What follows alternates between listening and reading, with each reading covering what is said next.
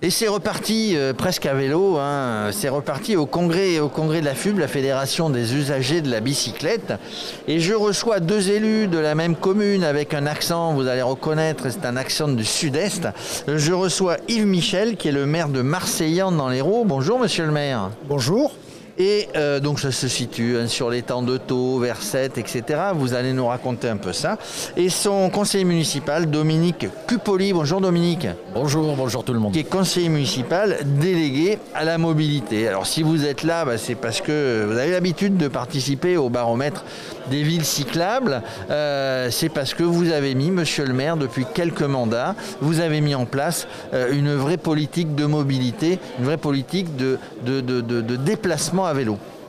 Oui, effectivement, nous avons mis en place cette politique et nous avons créé en 2008, lors de notre première élection, nous avons créé les premières pistes cyclables sur la ville de Marseillan, mais également nous avons réfléchi avec les villes voisines de manière à pouvoir relier, parce qu'il était important pour nous de relier les villes importantes comme Sète et le Cap d'Agde, les relier pour que les touristes qui viennent en nombre sur le bord de la Méditerranée dans notre station touristique, profiter de la plage, du soleil, veulent aussi se déplacer et nous avons plaisir à leur faire découvrir aussi la richesse de notre territoire. Alors il faut dire que structurellement, vous avez une ville, le bourg, qui s'appelle Marseillan, et vous avez un petit peu plus loin, je ne sais pas combien de kilomètres, Marseillan-Plage, et bien là, on peut faire du vélo. Et vous me disiez qu'aussi économiquement, c'était important, parce que justement, les touristes qui viennent, il y en a 60 000, 8 000 habitants l'hiver et 60 000 habitants l'été, qui viennent économiquement venir consommer, venir visiter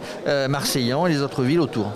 Voilà, nous avons essayé d'élargir un petit peu la saison qui bat son plein en juillet et en août, mais les ailes de saison sont pour nous très importantes et nous pouvons accueillir une population qui souhaite découvrir un petit peu autre chose que le bord de la plage, mais également tout le patrimoine, l'histoire de Marseillan qui s'est construit aussi en matière viticole avec notamment les barriques de vin qui venaient pour une société qui s'appelle la société Noailles-Prat, très, très connue, presque plus internationalement que localement, et qui utilisait le canal du Midi en fait pour venir dans le port de Marseillan, puisque Marseillan c'est le débouché du canal du Midi, classé au patrimoine mondial de l'UNESCO, donc pour nous des éléments très importants historiques à faire découvrir, mais également tout l'environnement, la biodiversité, puisque l'étang de Thau produit 10% de la production de coquillages au niveau national et est classé en Natura 2000, c'est-à-dire une grande biodiversité à protéger, classée au niveau européen,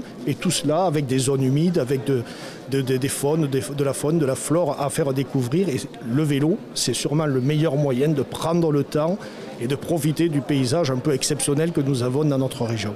Alors vous parliez des viticulteurs avec modération évidemment, mais le vélo, jamais avec modération. Dominique Cupoli, je rappelle, vous êtes conseiller municipal de la ville de Marseillan, délégué à la mobilité. Dans ce mandat, c'est vous qui avez pris les choses en main. Tout à fait, ça fait maintenant 2 ans, donc avec notamment la particularité qui nous manquait l'année dernière, c'est de pouvoir faire le tour de l'étang de Thau. Nous avons réalisé, grâce au département, la finition de pouvoir faire cette boucle. Et d'ailleurs, au mois de juin de cette année, puisque l'année dernière, cause Covid, tout cela avait été annulé. Donc cette année, c'est début juin où on va pouvoir faire le tour de l'étang de Thau et profiter du paysage et de passer une journée hyper agréable et de profiter pleinement à tout le monde de faire du vélo. Et ça fait du bien, c'est du sport. Et du sport, un moyen de locomotion. Est-ce qu'on va au travail à vélo? Est-ce que vous avez beaucoup de gens qui vont travailler à droite à gauche en partant de Marseillan-Plage, qui vont travailler à vélo dans votre commune? Alors d'abord, quand on fait une politique pour le vélo, il faut être exemplaire. Ou essayer de tenter d'être exemplaire. Ça veut dire que vous allez bosser à vélo? Alors tout à fait, c'est exactement ça. Et nous avons mis en place une prime pour les agents de la collectivité qui viennent au travail en vélo. Parce que comme vous l'avez dit tout à l'heure, entre Marseillan-Plage, où on a des habitants permanents, on a des agents de la collectivité qui habitent, et Marseillan-Ville, nous avons 4,5 km. Et Marseillan est une ville assez étalée en termes d'urbanisme, donc le personnel peut habiter un petit peu loin de la zone de prise du travail. Et nous avons donc mis en place cette prime de 200 € qui permet de récompenser un petit peu cette façon de se déplacer, de venir au travail et qui est respectueuse de l'environnement. Donc ça, c'est pour la commune. Et ensuite, nous avons également voulu récompenser les touristes qui viennent et qui veulent bien se déplacer en vélo en mettant des vélos électriques à disposition, avec 30 minutes gratuites, ce qui leur permet aisément de rejoindre Marseillan-Plage à Marseillan-Ville et de faire profiter l'économie locale, l'économie permanente de Marseillan-Ville, du bourg ancien, de l'afflux de touristes que nous avons sur les ailes de saison ou en pleine saison. Alors vous qui avez mis en place ce développement du vélo, on va dire un milieu rural entre Marseillan-Plage, c'est une plaine bien plate. Vous qui avez mis en place, qu'est-ce que vous conseilleriez à des communes rurales, à des communes de votre taille qui voudraient mettre en place? Par où commencer? Ça c'est la première question.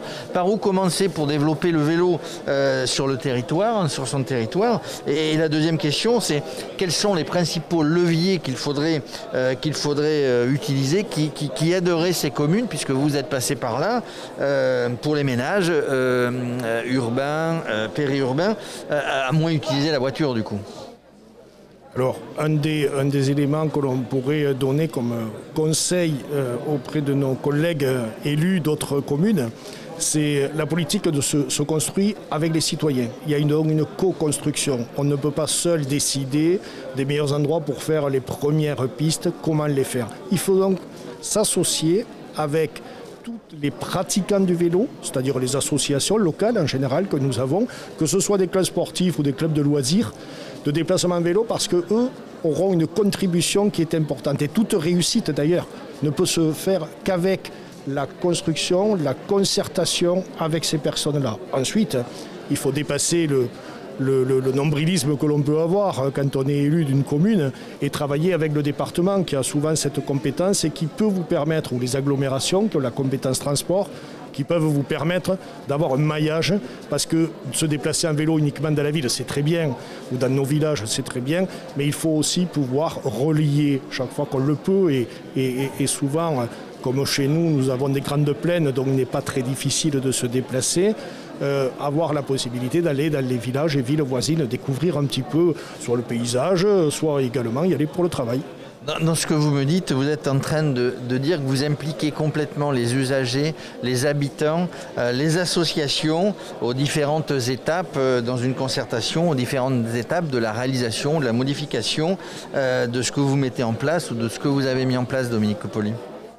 Oui, c'est exactement ça. Il faut que ça soit participatif, demander les avis des uns et des autres afin que ce projet, tout le monde le porte et que le vélo soit une réussite pour éviter sur des déplacements très courts de prendre la voiture, puisque c'est quand même agréable de partir à vélo, facile pour se garer, facile pour repartir, on gagne du temps et on fait du bien à la planète. En gros, pas de réussite s'il n'y a pas de concertation, aussi bien avec les autres élus, quelle que soit la strate du territoire, les autres communes, la région, le département, les usagers. De ce baromètre, qu'est-ce que vous en attendez? Est-ce que vous êtes très à l'écoute d'année en année?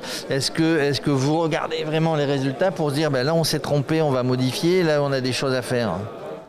Oui, je crois que c'est pour nous un bon indicateur. Et il vient compléter toute la concertation et les retours que nous avons des usagers, plus en direct de notre commune, puisque sur le baromètre de la FUB, peuvent participer toutes les personnes qui aussi viennent sur notre territoire. Et pas uniquement les habitants, oui. Pas uniquement les habitants. Donc ce développement, chez nous, il a été porté tant pour la partie économique touristique que pour la partie sociale, c'est-à-dire les habitants propres de la commune qui peuvent avoir un intérêt propre à se déplacer en vélo.